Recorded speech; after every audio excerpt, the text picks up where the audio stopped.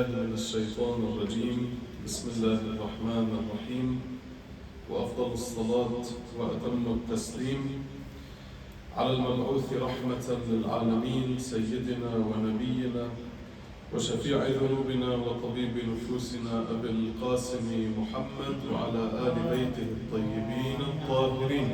اللهم صل على محمد وآل محمد. My dear brothers and sisters, Assalamu alaikum wa rahmatullahi wa barakatuh. وعليكم السلام ورحمة اللهم اجعل ما نقوله ونفعله خالصا لوجهك الكريم.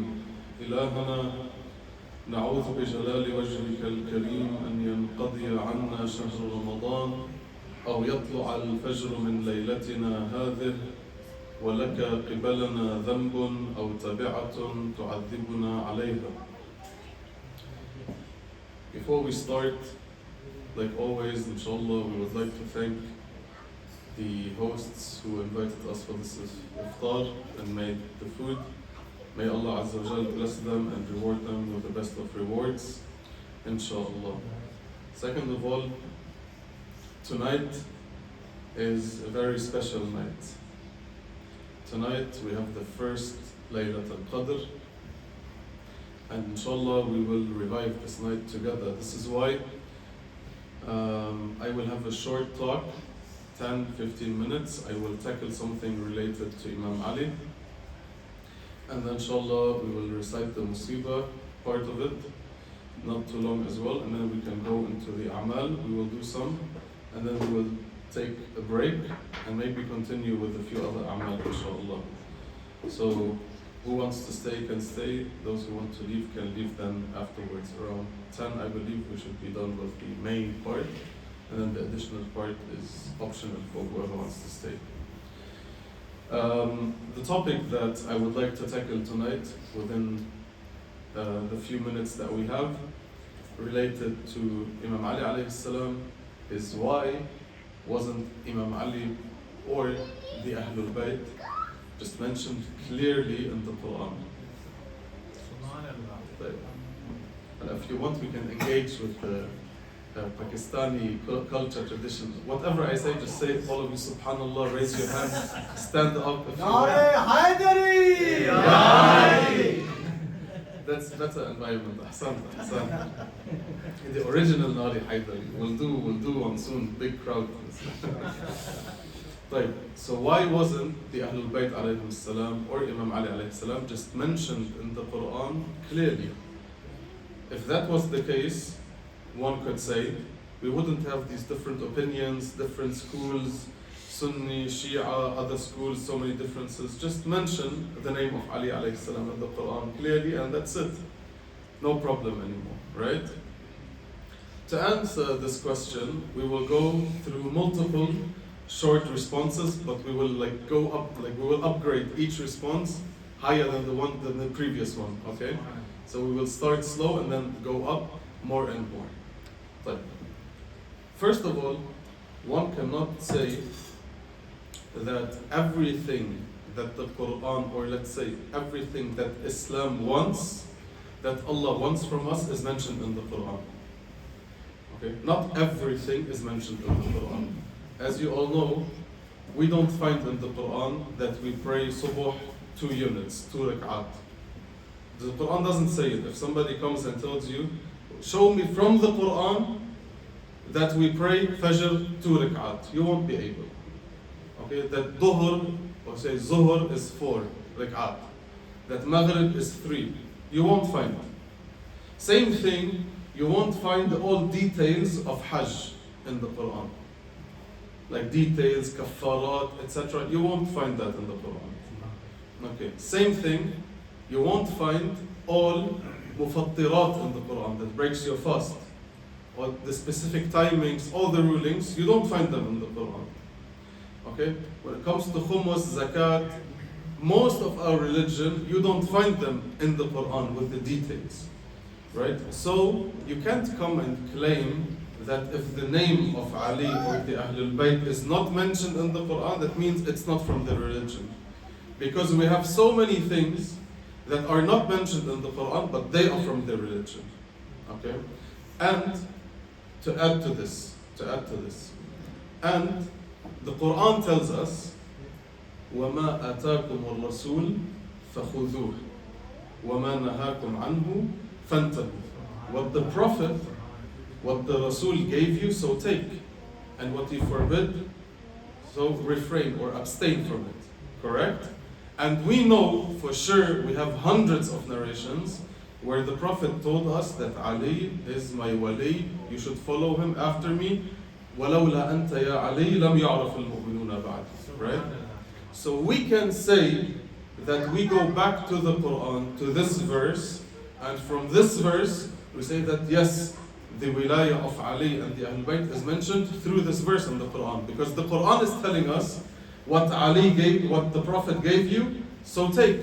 And he gave us the wilayah of Ali. So we can say that Imam Ali is mentioned indirectly in the Quran through the tongue of the Prophet sallallahu alaihi wasallam. But this is number one. Number two. Nare salawat. Allahumma salli ala Muhammad wa ali Muhammad. Response number two. And this is if you just want to disregard the first response. If you just want to put it aside, you can take response number two.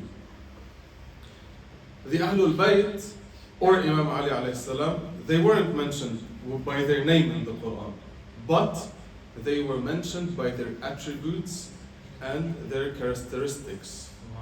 Okay, so we find in the Quran that Allah tells us in Surah Al-Ma'idah verse 55, إنما وليكم الله ورسوله والذين آمنوا الذين يقيمون الصلاة ويؤتون الزكاة وهم راكعون. Right? So we find that this verse only applies to Ali alayhi salam. It doesn't apply to anyone else. Okay, for example, if we have multiple Zains here, we have brother Zain, let's say we have another brother and another brother and another brother. We have 5 Zains in this room. And I say, I want to speak to Zain, right?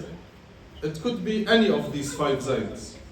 But if I say, I want to speak to the person who picked me up from the airport, it's only this Zain, no other Zain, right? So, if the Quran would have said, Ali is your wali, for example, we will come to that in a bit though, that's the third response. The Quran, let's take it like that, mentioned the Imam, mentioned the Ahlul Bayt through their attributes, right? That do not apply to anyone else but them, okay? So this is how they were mentioned in another form and in another type. Sallu ala Muhammad wa ali Muhammad. Allahumma salli ala Muhammad wa ali Muhammad. So we find that they were mentioned through their attributes in the Quran because they do not apply to anyone else. No one can claim and say that this verse applies to me. Okay? Just like no one can claim that he picked me up from the airport because it was only one person. Even though we have narrations that other companions of the Prophet tried to do acts in order for them to have al-wahy revealed, to have Quran in their name. But it didn't happen, it didn't come down. Right? And the Quran uses this method a lot. He doesn't say always Yunus, Yunus, Yunus. Sometimes he says Sahib al-Hut. And we all know it's only Yunus. It's no one else. Right? Or the Nun. So he uses this method a lot to mention people through their attributes that do not apply to anyone else but them. And this is more eloquent. It is more eloquent. Instead of saying, I want to speak to Muhammad, and we all say, which Muhammad, who is Muhammad? But when I pick something that only applies to this person, everyone knows it's him, no one else. Okay? This is the second response. The third one. Because somebody might come and say, all right, everything good that you're mentioning, but still, why didn't the Quran just come and say Ali? Right? He mentioned the characteristics, we understood. The attributes, we understood. Right? The Quran, not everything is mentioned in the Quran, we understood. It's indirectly through the Prophet. All good. But still, why didn't the Quran just come and mention Ali by his name and that's it? Right? Because we will have the same problem that I mentioned already.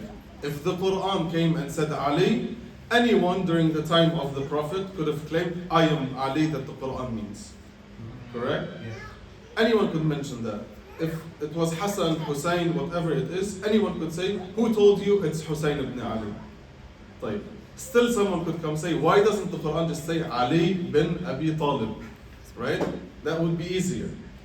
We can say that this is not the method of the Quran. The method of the Quran has a certain way of approaching us, of speaking to us, a certain wording that Allah Azza wa Jalla has put forward. This is why the Quran is the Quran.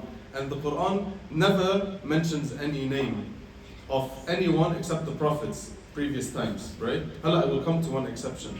It is not from the method of the Quran to mention somebody by his full name, to say Ali bin Abi Talib. It is not the method. طيب. There's one exception, which is Isa ibn Maryam. But that has a reason, there's a wisdom.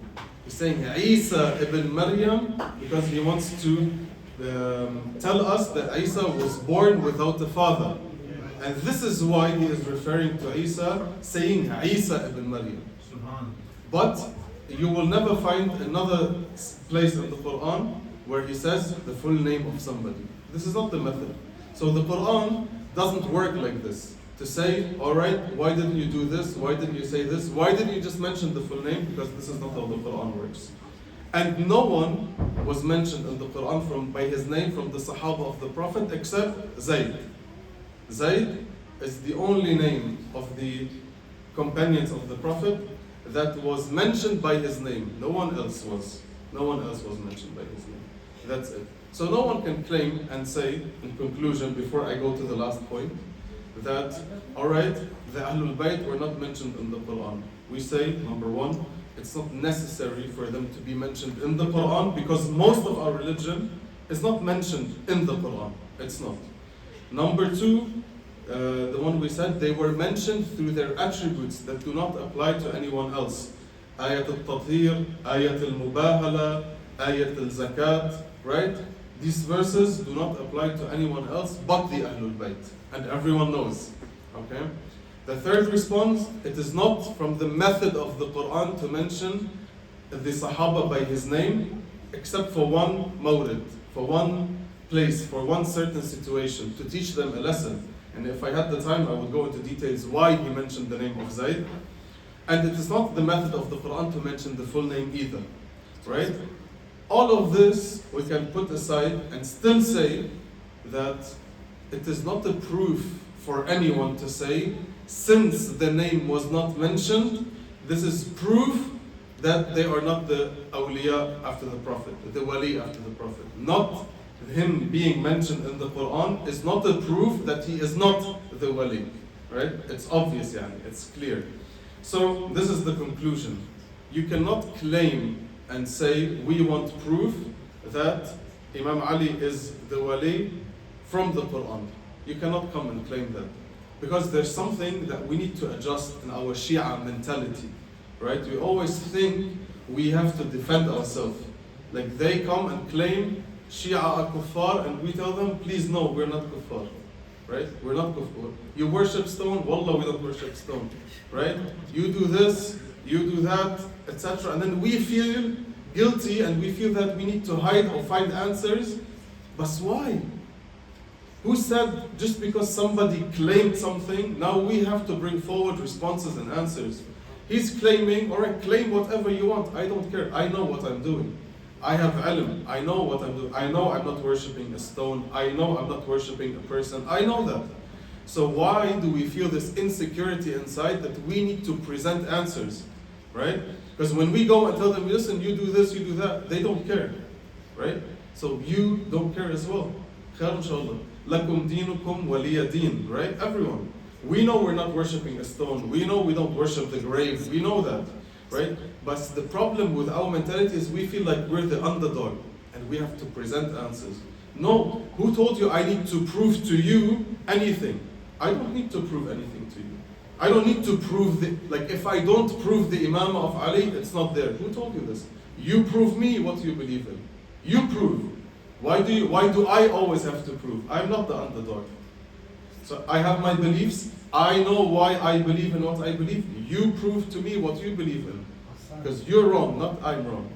Okay? So, from the Quran, this is the conclusion. Imam Ali alayhi salam, he doesn't need to be mentioned in the Quran by his name. He is mentioned in a more eloquent way in the Quran in multiple places, in multiple verses. Right? You know the story of Ayat al-Mubahala, you know the story of Ayat al-Tathir. They don't apply to anyone but Ali alayhi salam. Sallu ala Muhammad wa ali Muhammad. Allahumma salli ala Muhammad wa ali Muhammad.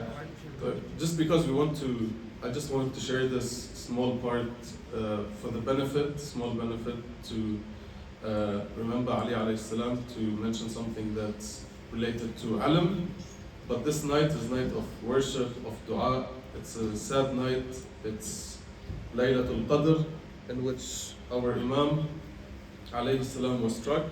So we will go over to recite Masa'ib, and then inshallah, I don't know, we have Noha or Latmiya afterwards inshallah as well. Sallu ala Muhammad wa ali Muhammad. Allahumma salli